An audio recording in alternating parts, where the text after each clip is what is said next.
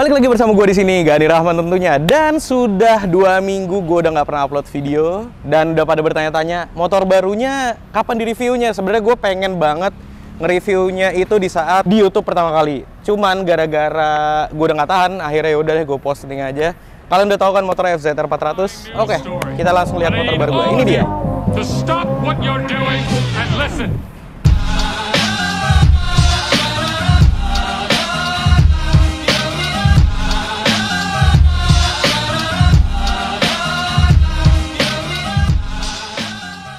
Nah, motor ini sendiri benar namanya FZR 400, karburator dan 4 silinder, oke? Dan angkatannya sendiri pun itu sama persis kayak CBR 400 gue atau GSX 400 gue si Katy ya. Ini tahun 88. Tipenya itu namanya 3EN1 tahun 88. Nah, 89 kemudian keluar lagi 3EN2. Bedanya tuh apa sih? Nah, kalau 3EN1 ini tuh airflow-nya di sini ya. Air scoop atau airflow lah di sini. Cuman kalau 3EN2 itu di bawah sini. Gitu doang sih bedanya. Nah, terus kalau kalian yang bertanya-tanya juga, lah terus yang motor dipakai Jackie Chan apa? Nah, itu beda lagi. Itu tipenya 1WG. Yang bikin beda apa? Nih, sini. Nah, ini dia ya. Kalau 1WG itu keluarannya tahun 86. Joknya itu masih nyatu. Kalau ini udah kepisah. Makanya gue lebih suka ini karena kelihatannya lebih sport ya.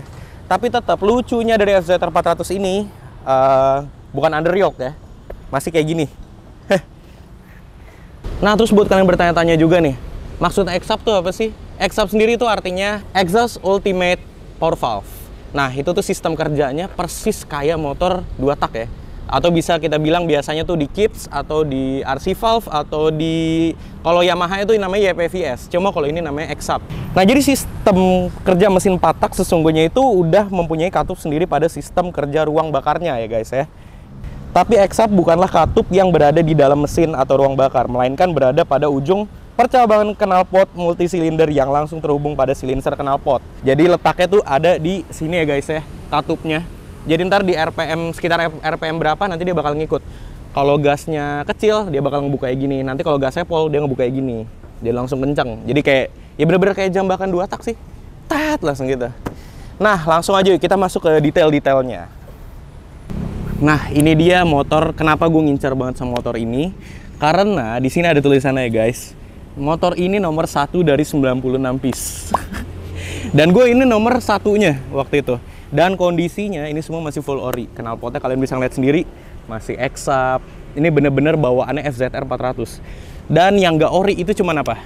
Windshield, si hand grip, sama si bar end ini sendiri. Nah, terus cuma gue udah mesan beberapa parts itu kayak si selang yang dari airflow ini untuk menuju langsung ke sini. Makanya ini masih bolong. Gue dapat kebetulan di Jepang. Nah, barangnya ini cuman belum gue ambil. Nah, terus kalau misalkan kalian mau nanya mesin gimana bang? Ada yang perlu direstorasi nggak? For all ini semua keadaannya 80% tanpa gue restorasi sama sekali. Masalahnya ini waktu itu cuma ada di bagian vakum di bagian karbu ada 2 yang bolong. Cuma udah gue beli, udah order, tenang aja. Dan efeknya itu di RPM bawah dia agak berebet sedikit. Seperti biasa di tahun 88-89, velg dari motor-motor yang 400 cc atau mungkin di atasnya sih pada ribet juga. Gue sekarang kelabakan nyari ban belakangnya karena ban belakangnya ini tuh ring 18. Mampus nyari di mana tuh ban. Sekalinya ada sih, biasanya tuh pakai Batlex 45. Enaknya sih sebenarnya kayak GSX gue. GSX gue kan ring 18 juga. Cuman velg belakang gue ganti velgnya Bandit. Jadi akhirnya 17. Cuman kalau depan aman, ring 17 juga. Jadi makanya sementara gue pakai ban IRC dulu. Karena soalnya ulirnya kebetulan sama yang belakang. Jadi udah kita ikutin aja. Nah, kalian lihat sendiri ini depan udah double disc ya. Persis sih kayak moge-moge gue yang CBR 400 atau GSX 400. Cuman kalau Bandit rata-rata tuh cuman 1 ya. Kalau yang motor yang mungkin naked dibilangnya. Nah, terus abis itu shock ini masih teleskopik, belum upside down. Karena emang originalnya kayak gitu sih. Nah, kalau kalian mau lihat joknya sendiri, ini depannya masih kulit yang asli ya. Nah, yang belakang ini sebenarnya udah retriman, cuman kancing-kancingnya ini masih asli. Karena kulit kayak gini udah hampir susah dicari. Nah, kalian mau lihat nggak sih bagasinya? Lumayan sih buat ngisinya.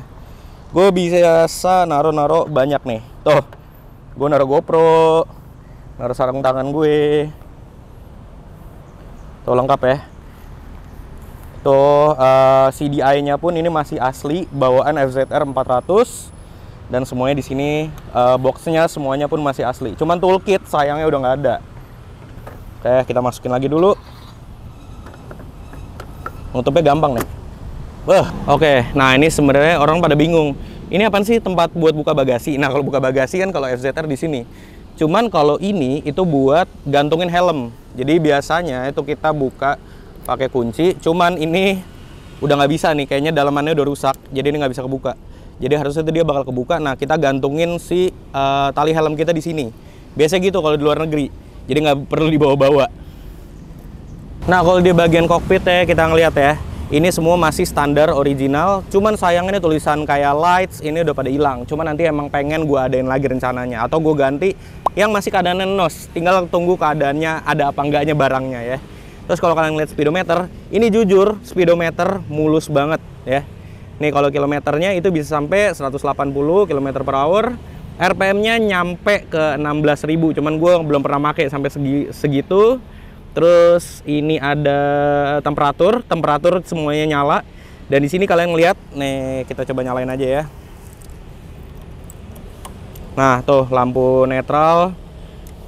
Ini lampunya nggak begitu kelihatan sih, sebenarnya nyala. Nah di sini ada lampu-lampu ya kayak netral, ada oil, sama kalau nyalain lampu besar itu high beam-nya langsung nyala. Terus kalau kita ngesen, tuh ada tulisannya juga di situ. Cuman emang kalau namanya moge jadul, bensin itu, takaran bensin itu emang nggak ada. Jadi emang by feeling aja sih gitu guys. Nah motor 400 cc yang terlihatnya kecil ini beratnya itu 186 kilo loh, gila ya. Dan sasis menggunakan Delta box aluminium. Ini dia guys bentuknya. Nah gue dapat motor ini juga keadaannya itu fan-nya masih manual. Aslinya itu fan-nya itu udah otomatis. Nah ini sekarang udah gue ganti ke otomatis. Nah sekarang kita langsung ngomongin, karena ini semua barang masih ori sampai sen-sennya, kita langsung ngomongin liverynya. Pertanyaannya, apakah ini livery asli dari FZR 400? Jawabannya enggak. Orang sebelum gue itu ngecat pakai liverynya tipe TZR 2,5 ya. Jadi harusnya di sini tuh kepisah-kepisah kotak-kotak gitu. Nah cuman salah, cuman nanti akan gue restorasi total si catnya, ori lagi setelah windshield dan lain-lain pada berdatangan. Oke, pasti kalian udah gak sabar banget kan pengen ngeliat point of view lewat GoPro kayak apa sih view-nya. Langsung aja kita coba motor ini. Oke teman-teman, langsung nih kita coba motornya FZR 400. Ditemenin tuh di Syawal dan teman-temannya. Kita keliling-keliling sambil bikin video. Gila udah lama banget nggak kayak gini. Oke, langsung kita let's go. Oke.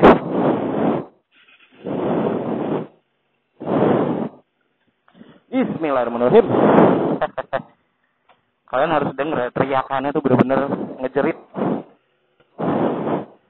Tapi mungkin keuntungan dari 400 cc ini sendiri, maksudnya tuh nggak kayak ZX 2,5 ya.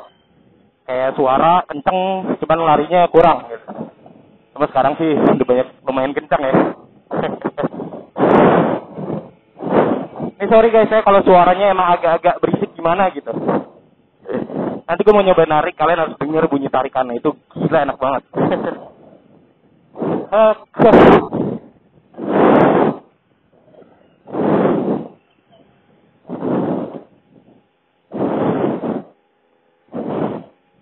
Kita langsung belok kanan dulu. Videonya sih ini nggak bakal lama ya, karena emang benar-benar pure test ride doang. Dan kalau gue bandingin sama GSX atau sama CBR, ini lebih enteng, jauh. Gue kayak serasa bawa motor 2,5, 2 tak soalnya. Ini dia guys ya, coba tarik.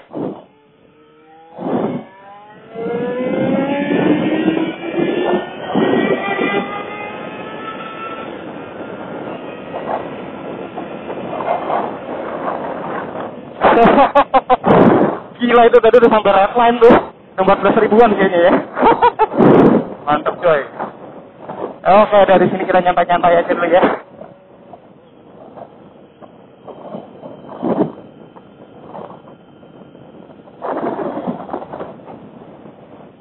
Mantap guys. Handlingnya pun enak banget. Dan emang bener-bener ke temen gue yang biasa pakai CBR waktu baru nyoba ini, gila emang handling ini masih enak banget ya. Cuman emang nih di bawahnya masih agak berbet nih, gara-gara si vakumnya itu yang tadi gue bilang, vakumnya bolong. Jadi makanya RPM bawahnya agak berbet, cuma di atasnya dia ngecerit banget. Nanti next kita sisanya langsung muter-muter aja, sisanya. Oke ya. Nanti mungkin sisanya bakal ada video lebih lanjut lagi sih. Kalau untuk video point of view gini di saat Mori, kayak seru juga sih ya buat kontennya. Nah itu kan di bawahnya emang agak ngedet-ngedet nih. Yeah. Ada Pak Denny Sergio. Jadi ini basic ya, si motor ini sendiri knalpotnya harusnya nggak sekencang ini, karena ini masih knalpot standar ya. Cuma kemarin gue minta suaranya agak dikeluarin dikit tanpa dibobok, karena untungnya masih ada tuh baut-baut yang di knalpot, jadi masih bisa dicopot dalamnya. Kelakuan mulai. Oke, di sini kita jalan-jalan santai dulu. Tuh kan berbet.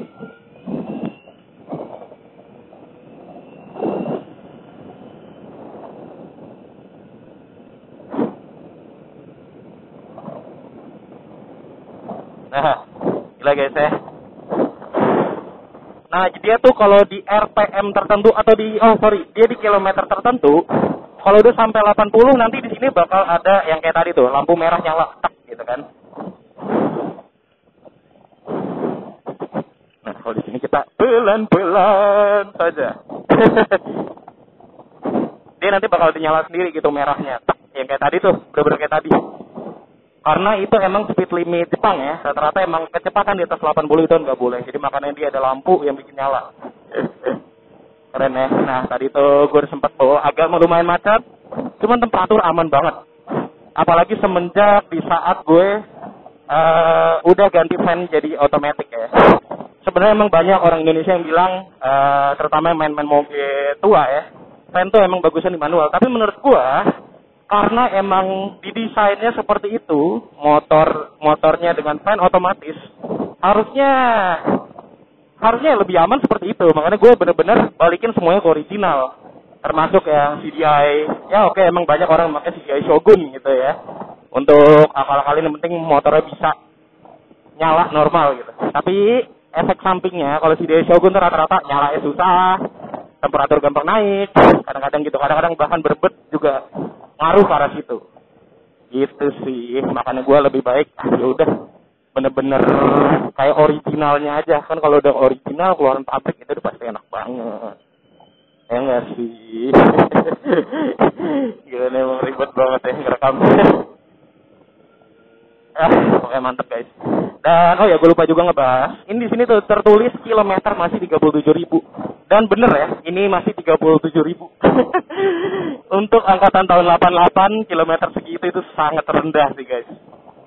Gila ya, mantep banget. Dan sebenarnya kalau ini view malam, lampu di speedo ini semuanya masih nyala. Betapa kerennya gak sih? Pol deh pokoknya, dewa banget. Dan oh iya guys, banyak juga yang bertanya-tanya ini biasanya kalau oli tuh enaknya pakai apa sih? Kalau mungkin tua ya, gue sih selalu pakai 300V dari motor gitu ya. Selalu gue dulu pakai itu karena kekentalan yang pas. Gue itu selalu pakai yang 1040. Contohnya kayak ini. Nah itu dia olinya. Nah nanti kalian bisa beli oli motor itu sendiri sekarang udah dijual di merchant-merchant, di toko online, semuanya udah ada kok. Gitu sih guys, itu saran dari gue sih. Karena so far, gue pakai moge tua itu selalu aman ya. Ya kalau mogok sedikit itu sangat wajar pokoknya. Ya, pokoknya itu dia sih guys ya. Review singkat mengenai motor ini, oke? Jangan lupa like, share, dan subscribe. Sampai jumpa di video selanjutnya. Bye-bye.